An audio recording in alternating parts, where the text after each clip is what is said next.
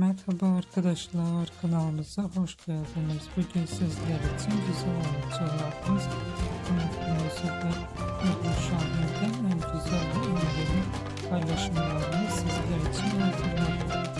Ebru Şahin ve Mutlu acayip bir sevgi olmuş ve herkes tarafından çok beğenilmişti.